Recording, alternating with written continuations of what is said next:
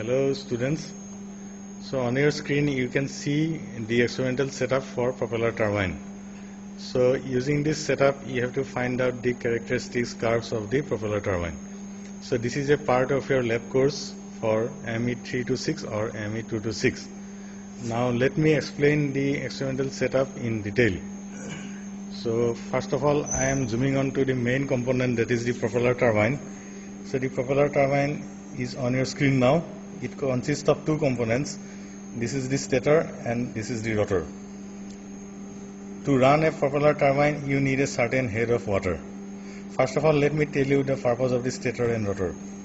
The stator will always remain fixed and the rotor will rotate once you supply some head of water.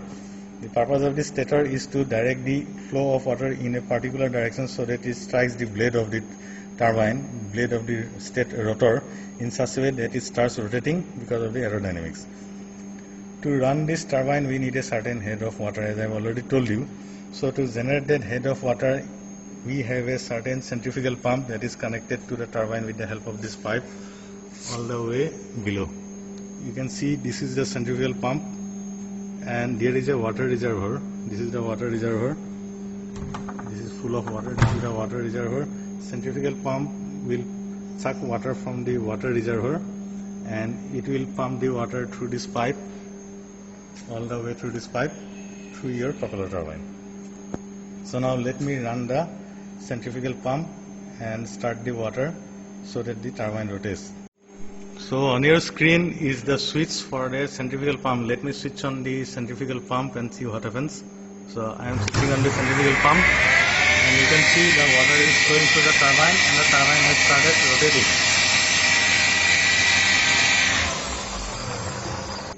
So I have switched off the turbine for a while. I have switched on the centrifugal pump for a while. Before that I will explain to you the various variables that can be changed in this setup. First of all, as you can see, there is a valve connected to the pipe that is supplying water to the turbine. This is the valve. With the help of this valve you can change the flow rate of water through the turbine. Secondly, if you observe clearly, you can see the turbine is connected with the help of a shaft there to a wheel.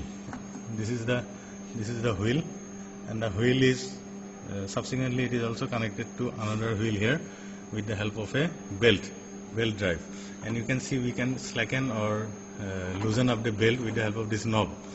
And this belt meanwhile is also connected through a load sensor. This is nothing but a strain gauge. Whatever load you are applying on the blade will be sensed with the help of this strain gauge.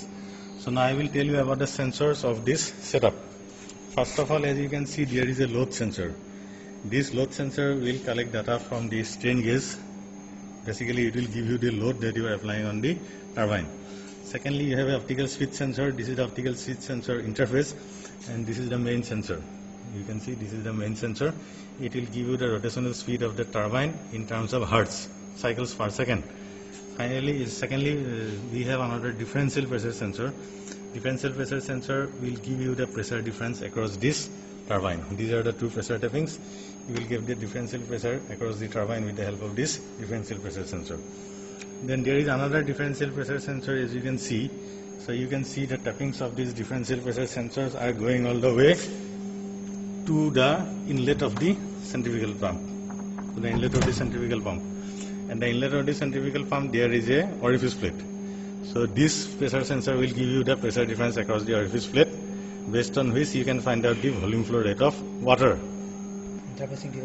So now let me show you the software that you will be using for your experimental setup. So this is the FM33 capture. This software you have to open up. Just click OK. So once the software opens, you can see the circuit diagram of the whole setup that I have already described. Like that is the turbine. You can see this is the turbine. This is the water reservoir. This is the pump, motor. Even the readings from the sensor will also be shown here once you switch on this interface. So I am switching on the interface, and if you click diagram here, just click diagram, and you will get all the readings from the sensor, online readings from the various sensors that I have already explained. For example, this is the load sensor reading in terms of Newton. This is in terms of Hard optical switch sensor. These two are the differential pressure sensor. This is a differential pressure sensor across the turbine, and this is the differential pressure sensor across differential pressure reading across the orifice plate. So regarding your experiment, what you have to do is you have to take several sets of readings at 3 different flow rates of water. As I have already shown you, you can vary the flow rate of water using this valve. So first of all, fix a flow rate of water using this valve. Then you go on switching on the turbine, switching on this centrifugal pump to run the turbine. Now as you can see, these are the online readings on your screen. So first of all, using the loading unit, you make the load 0. Secondary belt, make the load 0. So once the load is 0, this is some error reading, but you can take this as 0 reading. Then you go to take sample. Once you click take sample, one set of reading will be recorded. You can see these readings in the table. So this is one set of reading has been recorded. After this, you go on increasing the load. With the help of this knob, you go on increasing the load. So load has increased little bit. Then you take another set of reading. So this is the second set of reading. You see the first set of reading was taken at 3.5. Second set of reading has been taken at 6.79.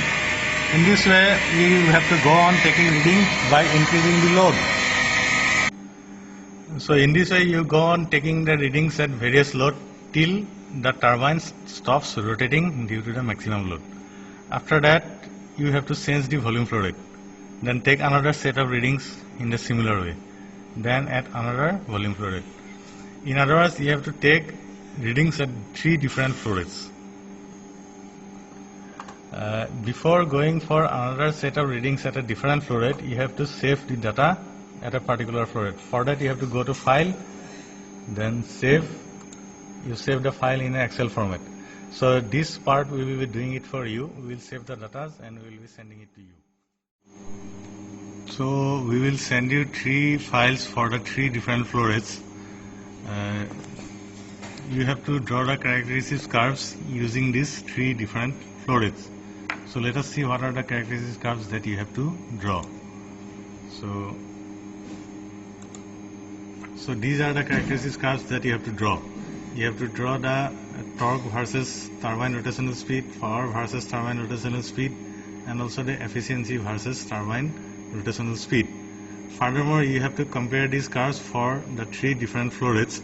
So for that, you will get some type of a graph like this. This is shown in your manual. So you can see here the 3 different flow rates are compared in the same graph. So this type of a graph you have to make. You have to prepare your report. You have to prepare the formal report, as you already know how to make the report. Give the error analysis, sources of error, and interpretation of results. Thank you. This is Mr.